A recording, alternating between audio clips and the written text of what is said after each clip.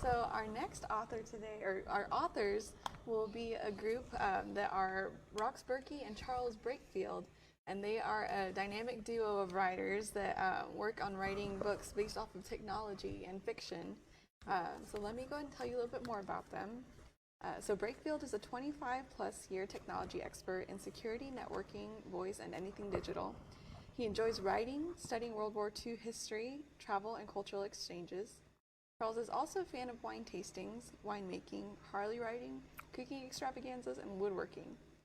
Berkey is a 25 plus year applied technology professional who excels at optimizing technology and business investments for global customers.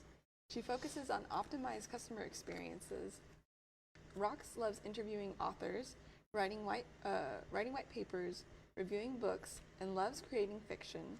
Together, they create award-winning stories that resonate with men and women, young and experienced adults, and brings a fresh new view to technology possibilities today.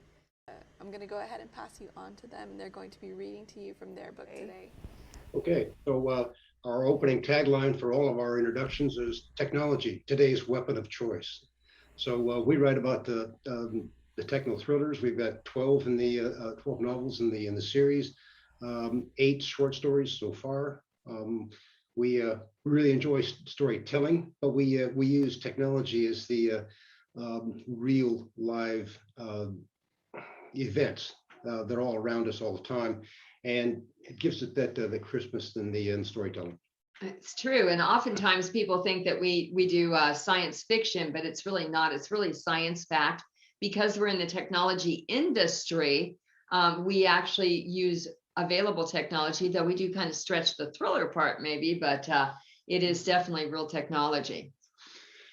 So some of the different books have different threat vectors, is what we would call them. One starts off with identity theft. We've got a computer genius that is figured out a way to be able to steal the future by predicting everything.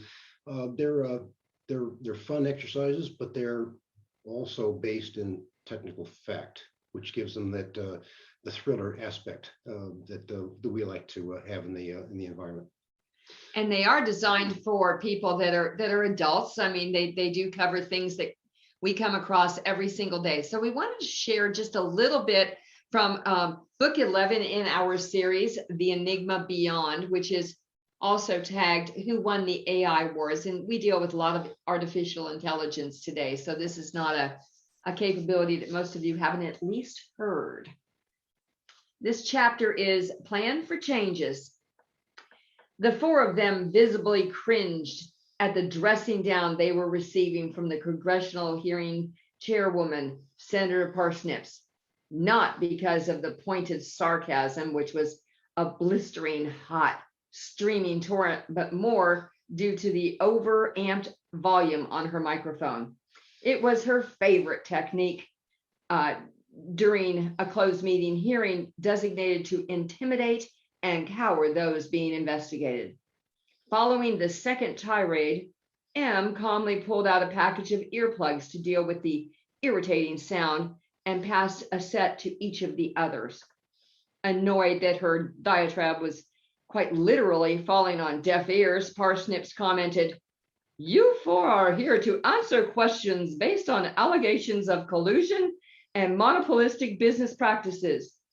Your track record of driving small competitors into bankruptcy, as well as behind closed door acquisitions, has devolved into a sterile technology landscape for businesses and consumers. Your predatory business activities will end with this committee." It somewhat irked, but also frightened.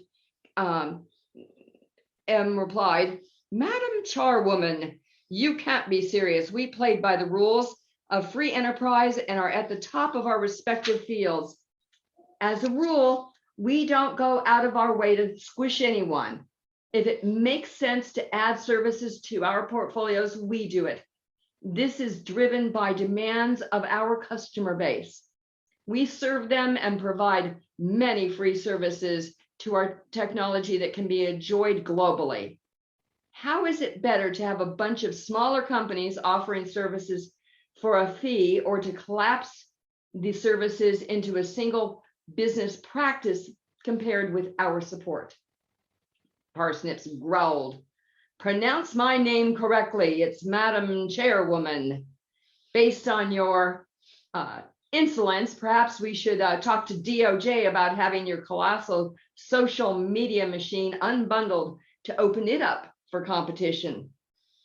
Snarling and glaring at each of them in turn, she continued, "Gee, and you and the others needn't work so smug about having dismembered for the good of our country. We are carefully studying the impact to this nation's competitive playing field, and everything points to you four apocalyptic technology leaders who seem to possess no moral compass." That's the beginning of the Enigma Beyond, Who Stole the AI Wars, Yeah. and won. It is really the cyber good guys against the cyber thugs. We have the heroes are known as the R group, and they do go from book to book across the series, and they grow and evolve. And we have one very special character in the series that starts out as just your basic everyday computer and becomes a very enamored supercomputer called Ichabod. And Ichabod means? Ichabod is an acronym. We use a lot of acronyms in the book to kind of poke fun at our the technology field. But the Ichabod actually stands for the Immersive Collaborative Associative Binary Override of Deterministic Systems. You see why we use acronyms, when we talk about some of the technologies. Just when we even had one where we turned it into a really funny one that cracked up one of the reviewers. They called it Pop-Tarts. It was a programming language. So, but we love publishing. We love doing indie publishing. We're also part of various author groups. We help do editing. I interview authors quite frequently, and I do book reviews for published authors across all genres. So, we are a friend of the library, but we're also a friend of readers and writers wherever we find them.